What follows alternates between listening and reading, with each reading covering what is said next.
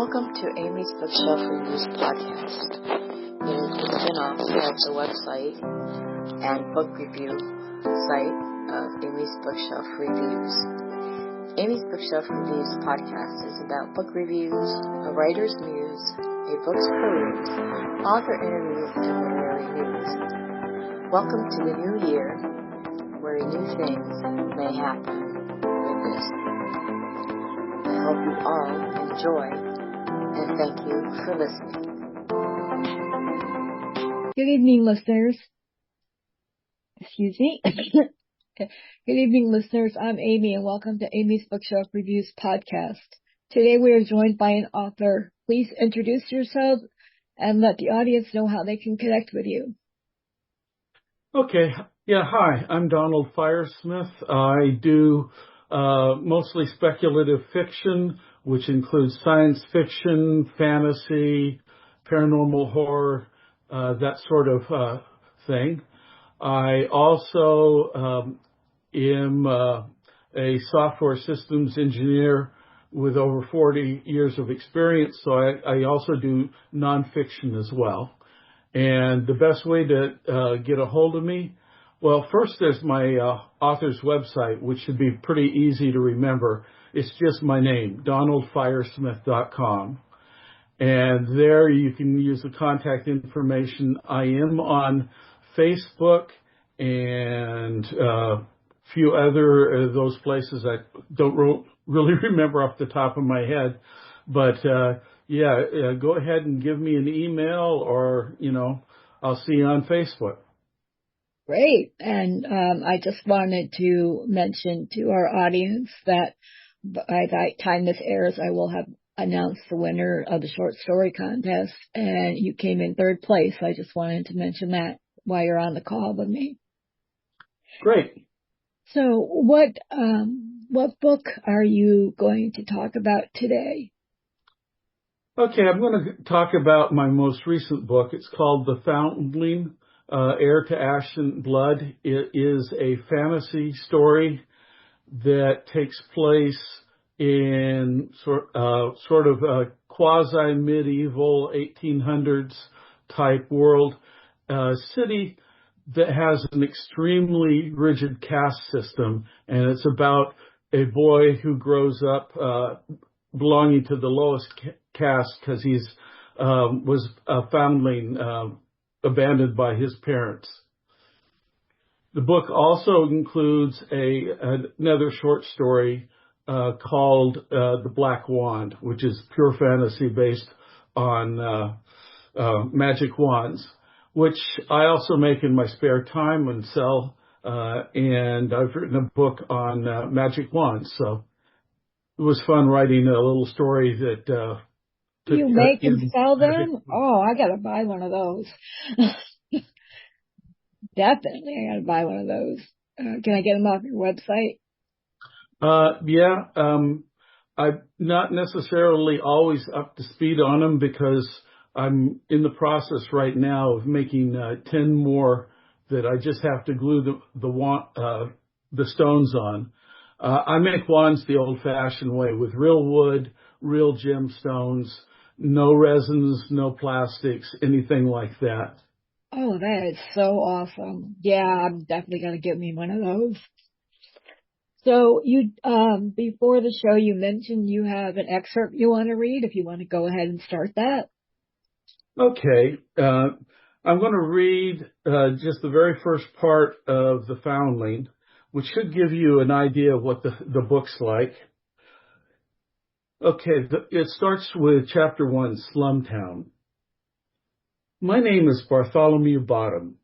Bottom because as a foundling with unknown parents, the law automatically assigns me to the lowest caste in our society's rigid hierarchical system. Bartholomew because the director of the West Side Home for Orphans and Foundlings apparently liked the sound of alliteration. Other foundlings my age in the home were Benjamin, Brianna, Bruno, Brittany, and Bella Rosa. And having no families, we all shared the same last name, Bottom. But to the other children and even a few attendants, I was simply Ash. with red hair and a dark red birthmark on my left cheek. Something fire-related was inevitable. The orphans, who lorded over us lowly foundlings, used my nickname as an insult. To them, I was as worthless as the cold, dirty ashes we had to clean from the kitchen stove each evening. I actually preferred Ash over Bartholomew Bottom. It felt less like a curse. Besides, everyone could tell I was the bottom from my tattered black clothes. I didn't need nor want a reminder in my name. Being a bottom meant being trapped forever among the lowest of the low. Deemed unworthy of an education, no one would ever teach me a trade. I had to teach myself to read, largely by reading signs and children's books that I scavenged from the city's sprawling garbage dump. When I was little, I fantasized my parents would show up, apologize, and tell me they loved me. Instead of being a bottom, I imagined I was actually the child of a family of the noble caste, kidnapped as a newborn and abandoned once my parents had paid the ransom. My parents would take me to our home in one of the restricted areas where the ruling class lives life of luxury, and they would love me and I would never be lonely again. But my parents never came, and eventually I grew resigned to my life as a bottom. Once I turned 16 and had to leave the West Side home, the attendants dressed me in simple black clothes that proclaimed my lowly caste to all who saw me. The only legal ways I could support myself were picking through garbage for food and any discarded items that might be worth a few coins to a seller of salvaged goods. Begging was against the law, but we foundlings had to beg if we wanted to avoid slow starvation and the diseases that accompany it. Despite the penalty for theft being the loss of a hand before banishment to the endless desert outside Westburg city walls, I must admit that hunger occasionally drove me to steal from those more fortunate than me. And more than once, I was desperate for food. I earned a few coppers late at night acting as a lookout for local crime lords. Hunger drove some bottoms to prostitution, and I had often been hungry enough to understand why they would resort to selling their bodies for a single meal. But I just couldn't imagine myself stooping that low. There were always other ways to survive. The more desperate bottoms resorted to petty theft and sold the illicit drug oblivion to the lower caste users. Although it gave laborers the temporary escape from the drudgery of their lives, it was highly addictive, and most eventually died from its use. I prided myself on never stooping to the level of selling oblivion for the local crime lord. It was partially out of fear of what the drug would do to me. Oblivion sellers inevitably succumbed to the temptation of sampling their wares. When that happened, you ended up dead, either murdered for stealing from your supplier or from an overdose of the highly addictive drug. But it was more than fear. Life in Slumtown was already a slow death. I refused to help it spread. So, for 7 years, that was my life. I spent hours each day picking through the rolling hills of garbage at the city dump, eating what was not too rotten, and filling my bag with anything that might be of value. After receiving a few coins for the nearly but not quite worthless items I'd collected, I'd buy and eat some day-old brown bread, greasy corn cakes, or a thin noodle soup from a street vendor. I never made enough to save any coins for an uncertain future, but that didn't matter, because someone would surely have stolen them from me while I slept. Then I would go down to the river and wash the worst of the filth and stink off me and my clothes before returning to a room I shared with a dozen other bottoms in an old abandoned building. After an uncomfortable night sleeping on a hard floor with only a few rags as a mattress, I would start the same dreary process over again, with each monotonous day differing little from all that preceded it. Often, in the dark, I wondered why my mother had abandoned me. Was I really such a worthless baby that she could throw me away like the garbage I picked through every day? Didn't I have even just a little value? Was it my birthmark? Did it make me too ugly to keep? I knew I could never answer these questions because she would forever be lost to me. One day I had sprained my ankle and was worried that climbing over the rough piles of garbage would do more damage. So instead of garbage picking, I sat on the sidewalk, leaning my back against the building, begging for coins from passers-by. Being between factory shift changes, when members of the labor caste swarmed the streets and sidewalks, there were few adults, and the street was full of unaccompanied kids playing kickball and other childish games. As usual, almost every adult walked past me without even glancing down at me, for if they didn't see me, they could pretend I didn't exist, and there would be no reason for them to pity me or drop a coin in my cup. It was a day like countless others, but it was the last day of my old life. After 6 hours, I'd collected 3 coppers, barely enough for a small loaf of stale bread, but more than enough to keep me alive for another day. Then I noticed an exceptionally well-dressed and remarkably clean stranger approaching. While everyone else wore the red armband of the laborer caste, this young man wore the distinctive blue armband of a member of the administrator caste. That placed him just one caste below the nobles. I couldn't understand why someone of his caste would be walking in a crowded street in Slumtown. I barely noticed he had reddish hair, much like mine, though not quite as red. After glancing at a piece of paper in his hand, he looked around as if he'd lost his way and was searching for a specific street. I held out my cup as he approached, but he naturally ignored me. I felt slightly disappointed because as a member of his caste, he could easily have parted with the silver had he been feeling especially generous. Then I noticed a rough-looking man following closely behind the young administrator. Living on the streets had heightened my senses. You either develop an intuition to spot danger, or you don't survive. My intuition screamed that this second man was dangerous. The way he kept his right hand concealed in his pocket suggested he was concealing a knife. It was clear he was stalking the young administrator from the way he stared intently at his intended victim's back. I'd never seen him before and was surprised because I thought I knew the faces of all the local criminals. I still can't explain why I didn't just mind my own business. After all, the young administrator was no one to me. Still, something urged me to stand despite the protests from my injured ankle. I followed a few paces behind them. Perhaps it was my curiosity, or maybe it was just that I needed to stretch my legs. Either way, I trailed him for several blocks until the attacker abruptly rushed forward and shoved his prey into a narrow, trash-filled alley between 2 old brick buildings.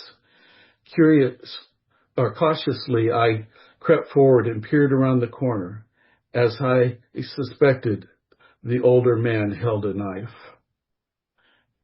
And that's the beginning of The Foundling, Heir to Ash and Blood. That is amazing. So I know I love the book myself. So how did you what gave you the idea to write something like that? Well, I guess I was reading something historical about the caste system in India that used to exist, right, where there were people called the untouchables who had lives pretty much like Ash here. And I thought it would be interesting to take someone from the lowliest of low castes and make him the protagonist of a book and sort of follow him as he enters a completely new and different life, one that he had never suspected that he would ever achieve, one that was against the law, in fact, for him to achieve. Wow, yeah. I mean, I know about various cultures that they've had that, a societal system of caste and and then they would, the low of the low, that it was like, they didn't exist or they didn't want to exist. And it kind of makes Right. sense even today, because it doesn't matter if you're a homeless adult or a homeless child. If they don't want to know about you, they're just going to keep walking. Yeah, that's the nice thing about speculative fiction, whether it's science fiction or fantasy. You can actually do some commentary on current problems and deal with subjects that are somewhat taboo or at least frowned upon, and get away with it because, after all, it's only fantasy or science fiction. So this book, without trying to be preachy or anything, really takes a look at how unfair a stratified society is, and why it needs to cease existing. Yeah, I completely understand. I mean, and I like that you have that, he's still a kid, and the only person he can look out for is himself. So I find that very interesting. Kind of the way it was. One of my grandmothers, when she was a child, she was born with one leg shorter than the other, and so she was considered a broken child. And this was the 20s, so they would leave her. Her parents, her family would leave her in her high chair all day while they went out and did whatever. And eventually she got put in an orphanage, and she just moved from that to that, because who wants a broken child if they can't do any work? And that's how her parents thought. So this was one of those that it hit home for me, but I think it would hit home for a lot of other people. And you're bringing something to life here that sometimes people just don't want to, they want to keep their blinders on, or, look at life through rose-colored glasses. Another source, probably in my subconscious, is that I once spent a week in India, in New Delhi, and I was traveling around seeing the sights, and I was going to a Hindu temple, and there were two quadriplegics lying on the street with a cup next to them. And one of them, I'll always remember, he had no arms and no legs.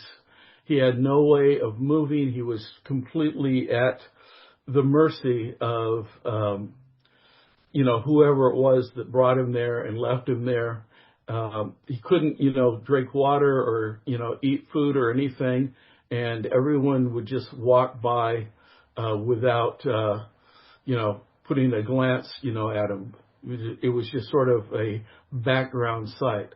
The other thing where this may have come partially from is my book, Hellholes: A Slave's Revenge, where I took a young person, and put him into a hellish condition, set of circumstances, and followed him as he evolved, and tried to look at how someone tries to keep their humanity in a world that's very inhumane to them.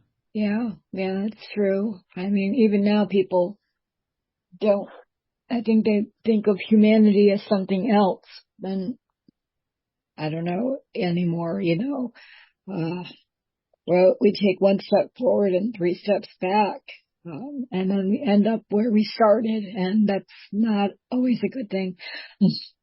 But, like I said, your work is amazing, and that story is like, Ash became one of my favorite characters. I really enjoyed, I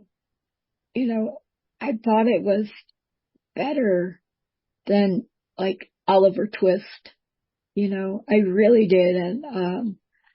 And I'm a big fan of the classics, but it's kind of like you kind of brought even a hint of that into the story. And I'm not surprised that,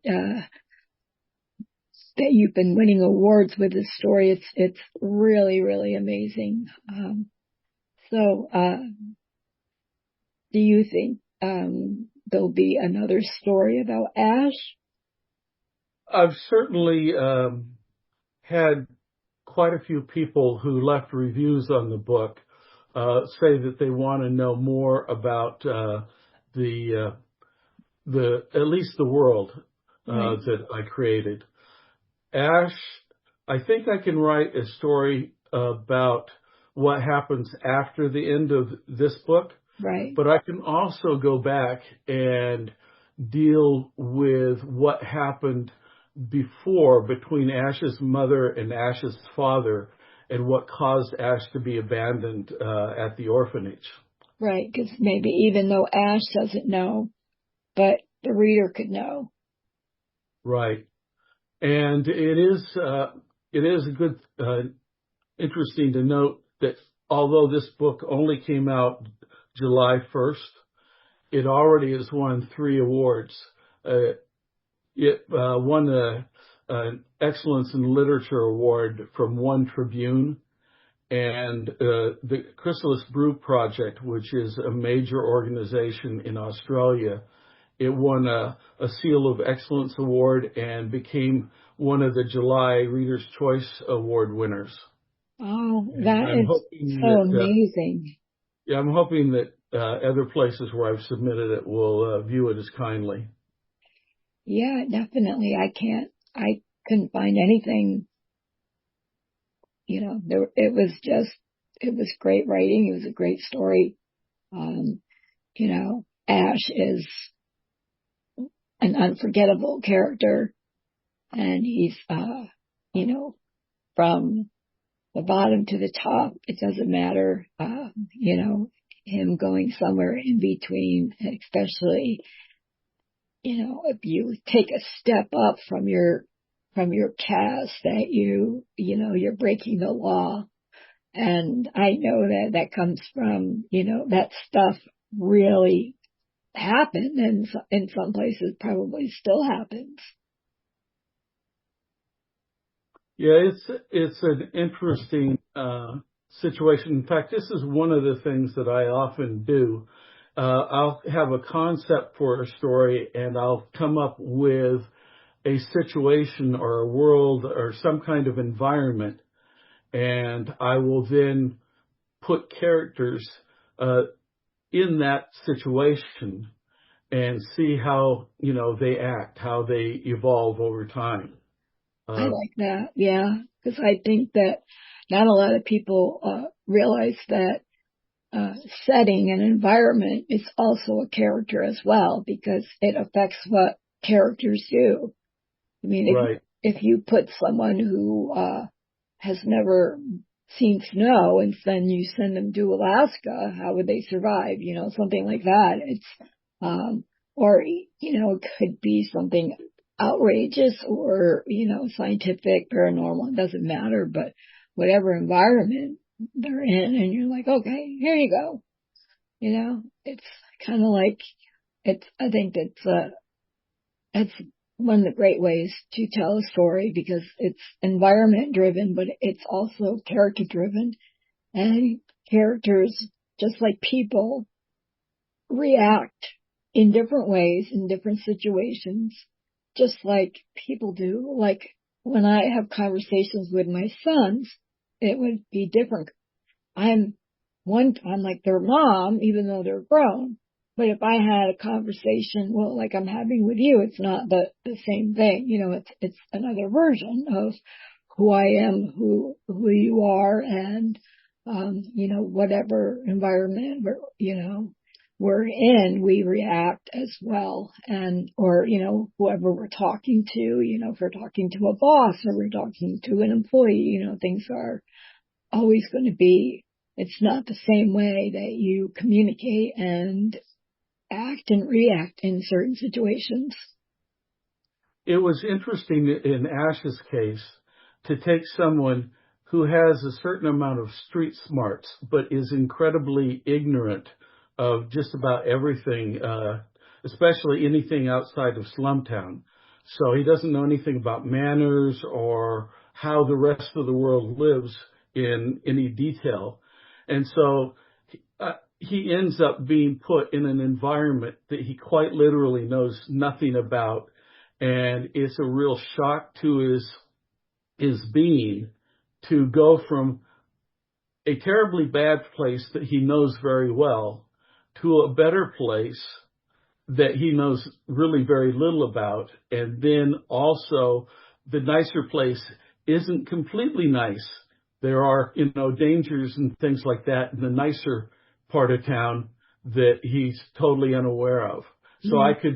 I could tell the story of the different parts of town and the different casts of people through Ash's eyes, so that, I could sort of look at those people and how they live their lives with a totally, new point of view, without, and showing how he, reacts and tries to understand this new world that he's in. And that was a lot of fun, being able to see through the eyes of someone who's learning all of this stuff from the very beginning, and he has to learn it quickly. Yeah, it's like, we always think, if we look at, oh yeah, if I was rich, I would have a better life, or things like that, or, for one, you never know what's happening outside of closed doors. And if you're only aware of your own environment, and then you're put someplace that you don't know about, and I think any of us can do that, going someplace for the first time that we've never been, it could, really raise an anxiety. Even educated people, you could still get that anxiety about going somewhere or doing something that you have never done before. And especially for a kid like Ash, whose education just came from Slumtown. Yeah, a lot of books that are fantasy, the hero basically understands the environment that they're getting into, more or less. And whether it deals with magic rings or dragons or whatever, they're not really getting into as radically a different new world as Ash does. Right. And that was something that I really enjoyed in writing his story, was to just see somebody dealing with the complete unknown to them. So it wasn't just a happy fairy tale and everything ends, great. Right. And everything goes well for the hero. He's not like the hero that just sort of pulls a sword out of a stone and everything goes great for him. Yeah, exactly. And that's really why Ash, this book is something that I think that everybody should read, because it's important. So I'm just going to wrap up right now, but I'm really grateful and thankful that you've been on the show again, and I can't wait to have you on here again and again. Well, anytime. I'm very happy to be on your show. Well, I really enjoy our conversations. So for the audience, if you wish for you or your book to be on the show, go to amysbookshelfreviews.com/podcast. Thank you for listening. Be safe, be well, and always be kind. Thank you for listening to Amy's Bookshelf Reviews. If you are looking to be on the podcast or looking for a book review, you can go to amysbookshelfreviews.com and look for the appropriate navigational menu. Again, thank you all for listening and being a supporter of this podcast and of the Amy's Bookshelf Reviews, professional reviewers of books and audiobooks. Thank you all. Be safe and be well.